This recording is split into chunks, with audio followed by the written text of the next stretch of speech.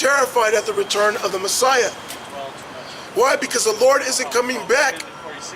He isn't coming back to spread peace and love to everybody, man. This is Matthew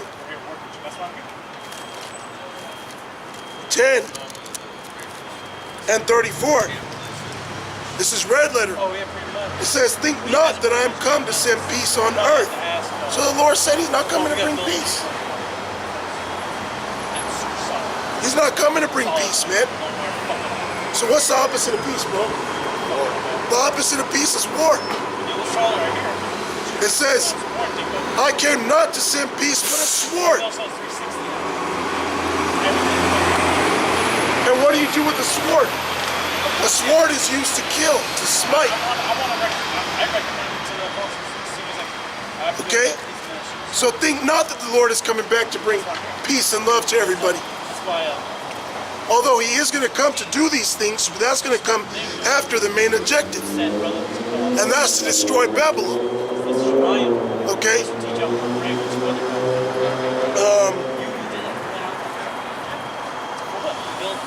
It says, it's lucky. For I am come to set a man at variance against his father, and the daughter against her mother, and the daughter-in-law against her mother-in-law. And a man's foes shall be they of his own household. Even that in itself tells you that the Lord isn't coming back to bring peace. He's coming to bring division, bring war. He's separating the righteous from the wicked. Okay? He's coming to bring everything back into its rightful order. And there's some that want to get in line, and there's some that don't. You know?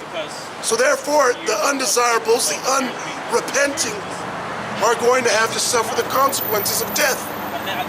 Alright? But he's coming to bring war, man. Go ahead. And beheld, and lo, that man waxed strong with the thousands of heaven. He's going to wax strong. You're going to see he's going to pulse up. He's going to come back and stunt, show his power, man. The ancient nations, they used to call, well, the nations that are here today in the ancient world, they called the Heavenly Father Allah Shaja. Allah Shaja, which means the Almighty, terrible demon-like power. The Almighty power. Okay? Because the Lord did all kinds of miracles, man, and judgments in the ancient world that this present world has forgot about. But he's going to remind you when he destroys America, when he brings apparitions, the chariots start to appear more and more. Go ahead, bro. And when he turned his countenance to look, all the things trembled that were seen under him. Yeah, everybody's going to be like, oh, fuck. People are going to be shitting on themselves, man, at the return of the Lord. People are going to look and be like, what the fuck? They're going to bug out. Go ahead, bro. And whensoever the voice went out of his mouth, all they burned that heard his voice, like as the earth faileth when it feeleth the fire. And after this I beheld, and lo, there was gathered together a multitude of men out of number from the four winds of the heaven to subdue the man that came out of the sea. But I beheld, and lo, he had graved himself a great mountain and flew up upon it, but I would have seen the region or place whereout the hill was graven, and I could not. Yeah, talking about that big old chariot, man. So Esdras was looking like, man, where'd that thing come from? Because it's just going to be so huge, it's going to cover the whole sky. A so-called UFO that the Lord is going to return with in your lifetime.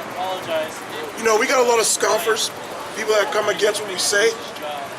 But you know what? You're going to actually see these things, man. And then you're going to be like, well, fuck. Those men were telling the truth. Go ahead, bro. And after this I beheld, and lo, all they which were gathered together to subdue him were sore afraid, and yet durst fight. And that links up with what we brought out in Revelation, the first chapter.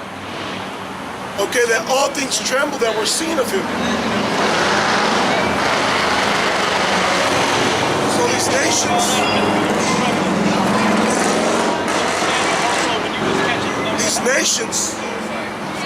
okay, they're going to be fighting each other, man.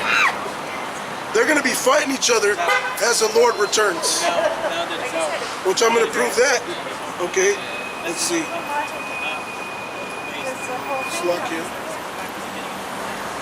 This is Joel chapter.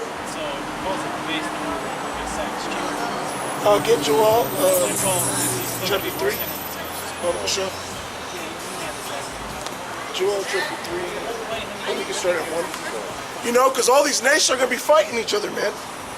So what the Lord is going to come to do, or come back and do, is he's going to reclaim or set himself up to the spirit and power of his father, Yahweh, King of Kings.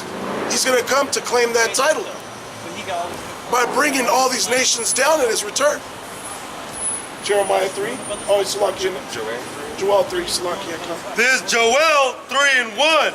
For behold, in those days and in that time, when I shall bring again the captivity of Judah and Jerusalem, I will also gather all nations. Yeah, so he's gonna turn back our captivity.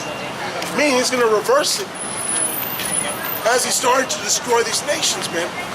Because as these nations are falling, their kingdoms, we're gonna be rising. Okay?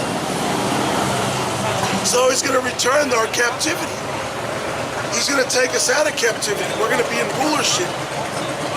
In order for us to rule, these other nations got to be destroyed. In order for there to be peace, there has to be war.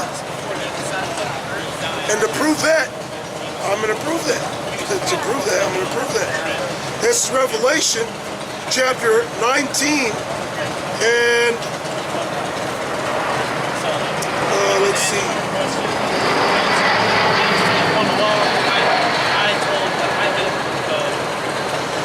This is Revelation 19 and 11.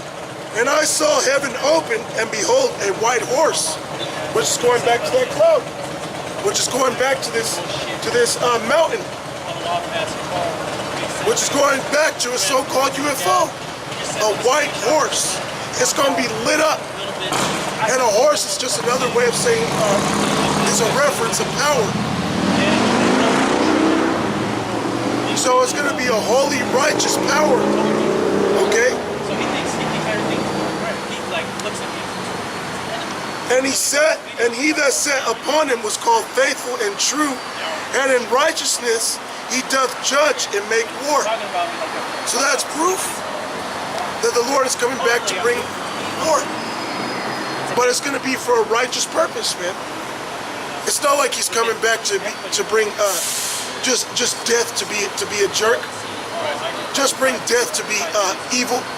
No, the Lord is coming back to do these things in a righteous form, for a righteous purpose, man. Okay, go ahead, bro.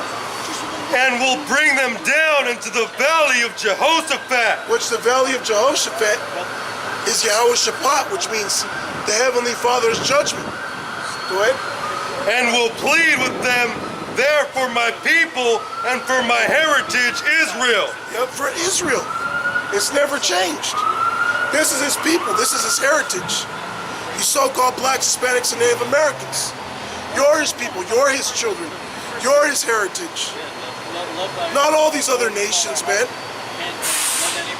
Okay? These other nations, they spit in our face. They scoff. Alright, they make fun of the Bible. They make fun of our power.